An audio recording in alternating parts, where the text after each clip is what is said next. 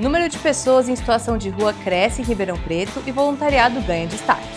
Projetos sociais surgem como alternativa para o alto custo no atletismo. Desafio de envelhecer com saúde alerta gerações mais jovens. Começa agora o Lente Aberta.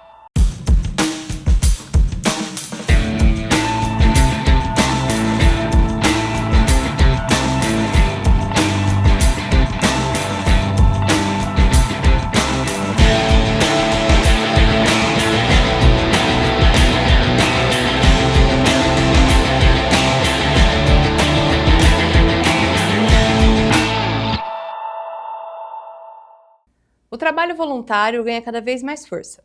Ele é um dos pilares da solidariedade e faz parte do chamado terceiro setor, aquele que não pertence nem ao governo e nem ao mercado. Em Ribeirão Preto, esse movimento só cresce. Você vai ver como as ações voluntárias têm transformado realidades e mobilizado cada vez mais pessoas.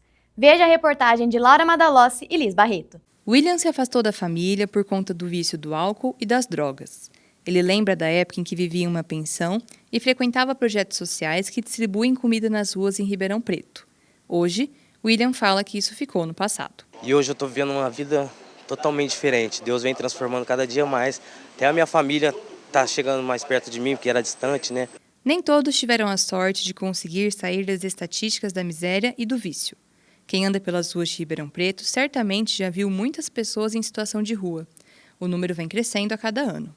Um levantamento realizado pela Prefeitura de Ribeirão Preto indica que o número de pessoas em situação de rua aumentou cerca de 50% de 2021 para 2022. Em 2023, o número era cerca de 1.700 pessoas. Esses são os últimos dados revelados pelo órgão, o que indica que esses números atualmente podem ser ainda maiores. As demandas são muito grandes em função de todos os aspectos que tem do município, da região, que é a região metropolitana. Então, tudo acaba vindo para Ribeirão Preto nesse sentido. Rodrigo conhece bem essa realidade das ruas. Há 6 anos, ele e a esposa criaram um projeto para levar alimentos e roupas a essa população que vive nas ruas. Na verdade, a gente aqui pratica o que Deus nos ensinou, né? De amar verdadeiramente ao próximo. Então nós encontramos aqui pessoas que elas são reais, elas não fingem ser uma coisa. Hoje o mundo, todo mundo é feliz no Instagram, todo mundo tem uma situação de sucesso. Aqui não, são pessoas que elas chegaram num limite, no fim. William recebeu ajuda do Ministério Pão da Vida, que Rodrigo faz parte, e diz que foi por causa desse apoio que conseguiu transformar a vida e voltar para a família. Na verdade eu vinha só para se alimentar e depois que foi tocando, sabe? E ver as pessoas, o carinho deles com a gente, entendeu? De chegar e conversar, perguntar se você precisa de um abraço, de uma palavra, assim, isso é muito importante. O terceiro setor é aquele conhecido que não faz parte nem do Estado e nem do mercado. É aquele que une ONGs e projetos sociais. Para o secretário de Assistência Social, o trabalho voluntário é muito relevante para abranger essa parcela da sociedade. 80% hoje o terceiro setor é muito importante para a prefeitura e principalmente para a assistência social.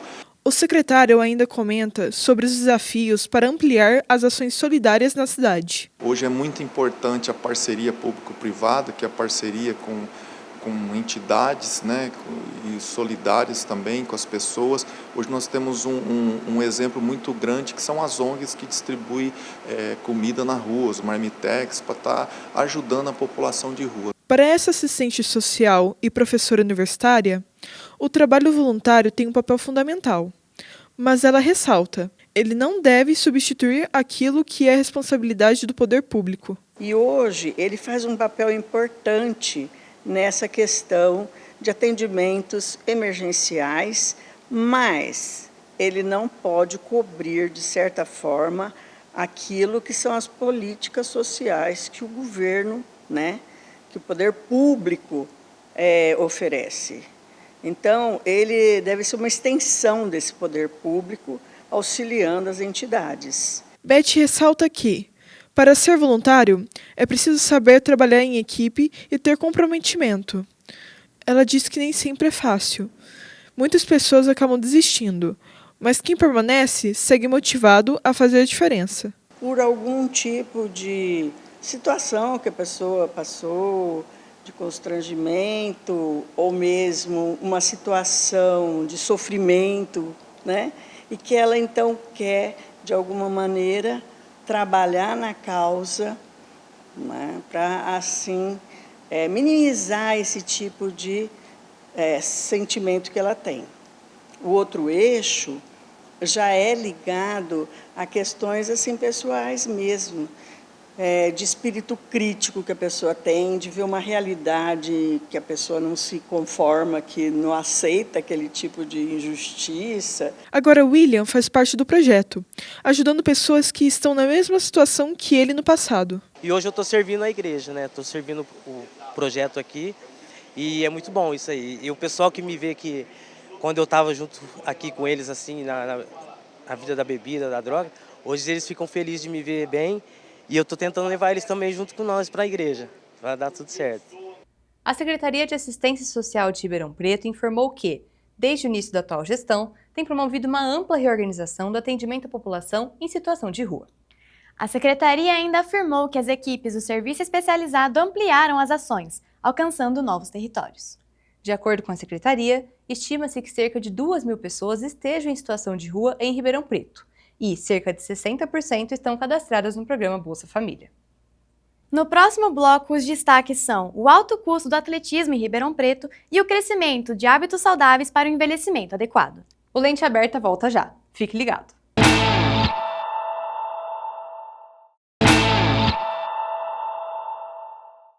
O Departamento de Pediatria da Unifesp liderou um estudo que mostra como a prática de atividade física e os comportamentos de estilo de vida influenciam a saúde física e mental de jovens brasileiros.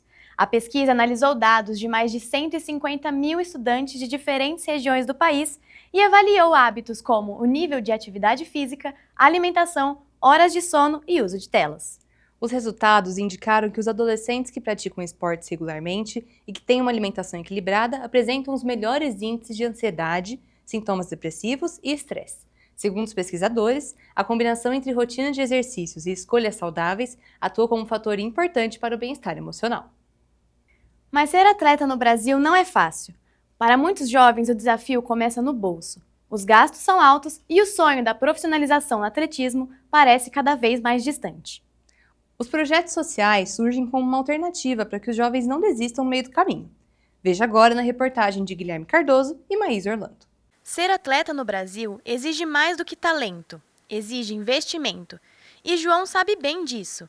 Ele busca o alto rendimento no atletismo, mas para conseguir suprir os gastos, estimados em quase R$2.000 mensais, ele divide o tempo entre treinos, faculdade, o trabalho como jovem aprendiz e as entregas por aplicativo.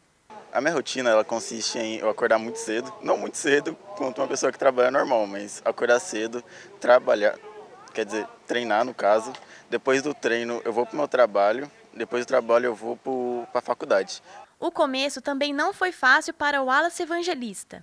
Natural de São Joaquim da Barra e com passagens pela Seleção Brasileira de Atletismo, ele enfrentou a falta de estrutura e de apoio financeiro e chegou a vender rifas e pizzas para competir. As maiores dificuldades é tanto estrutura de treino, né, local de treino, incentivo também, né, financeiro, o apoio para poder competir, né, material de treino, não tinha o tênis ideal, roupas. No início da carreira, para ir competir, a gente fazia rifas, né, vendia pizza, né, para custear, né, o transporte para a competição. Também meus pais tentavam fazer uma hora extra ali para ajudar. Soraya é professora de educação física e sabe que o incentivo financeiro é fundamental para jovens conseguirem alcançar a carreira profissional no esporte. Ele precisa de um incentivo, precisa sim de um patrocinador, para exatamente ele não ter que desistir no meio do caminho, porque assim, às vezes o atleta ele tem talento, né? Tem bastante talento, mas forma de recurso ele acaba desistindo do que ele literalmente do que precisa. Tênis, equipamentos de boa qualidade, é o que precisam, um bom técnico que está ali auxiliando eles, que precisa fazer acompanhamento com eles no dia a dia de treinamento deles. Apesar do alto custo, a profissionalização segue sendo o sonho de muitos atletas. Projetos sociais que investem nesses jovens representam para muitos a chance de transformar esse desejo em realidade. O projeto Atletismo Infantil surgiu em parceria com a Associação dos Amigos do Atletismo de Ribeirão Preto. O projeto atende cerca de 30 crianças e adolescentes na zona norte da cidade e é mantido com doações e patrocínios para custear as despesas dos jovens atletas. A iniciativa conta ainda com a parceria da Cava do Bosque de Ribeirão Preto. As crianças que têm habilidades para o atletismo são encaminhadas para lá. Quando a gente vê que a criança tem ali mais o tato ali, dimensiona mais, tem mais um ritmo, uma postura, aí a gente direciona para a Cava do Bosque, que lá tem os outros professores, onde que encaminha até chegar aí a uma seleção. O objetivo do projeto é que esses jovens tenham oportunidade, estrutura e também que encontrem no esporte um caminho para crescer dentro e fora das pistas. A forma de criar uma responsabilidade com ele já, porque desde pequeno a gente já cria uma responsabilidade, né, o que é respeito. Então essa é a minha intuição do projeto, né, que desde pequenos que eles venham a fluir cada vez mais. A população brasileira está vivendo mais. Mas será que estamos vivendo melhor? Envelhecer com saúde é um desafio que começa muito antes da terceira idade. Nossa equipe foi conhecer histórias que mostram que o tempo pode sim ser um aliado. Veja a reportagem de Natália Berbel e Victoria Arruda. Você pratica alguma atividade física regularmente? Mais ou menos. Às vezes eu treino ou jogo futebol, mas não é regular. Atualmente eu faço musculação, mas eu fiz crossfit de segunda a sábado há 7 anos. Agora é que eu tô só na academia. Nem caminhada eu faço mais. Faz tempo que não faço, amiga. Antigamente eu corria, fazia academia, mas aí faz tempo que não faço.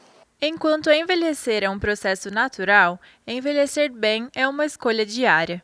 Para Laura, educadora física e experiente praticante de exercícios, cuidar do corpo é também cuidar da mente, e é essa motivação que a acompanha todos os dias. Quando eu percebo que o que eu faço melhora a minha vida, o meu cotidiano, melhora a minha qualidade de vida, esse é meu estímulo. Tem momento que eu não estou bem, isso é a minha oscilação da minha saúde mental. O exercício ele vai liberar a ocitocina, que é um hormônio do bem-estar. Então, toda vez que eu faço exercício, eu fico bem. Eu fico bem o dia inteiro. Então, em nome de ficar bem, o exercício me convence que ele é importante na minha vida para ficar bem. Desde 2020, a ONU vem promovendo a década do envelhecimento saudável, preparando a população para chegar à terceira idade com mais saúde, autonomia e liberdade. A meta é que até 2030 esse objetivo seja atingido, já que a população brasileira está envelhecendo cada vez mais rápido. De acordo com dados do último censo demográfico, o número de idosos no Brasil cresceu 57,4% em 12 anos. Mas será que a população está se preparando para envelhecer? Para o médico geriatra Fernando, a prática de atividades físicas não é apenas recomendável, mas essencial. A atividade física ela é essencial para o envelhecimento saudável, né? Ela está como um pilar do envelhecimento saudável.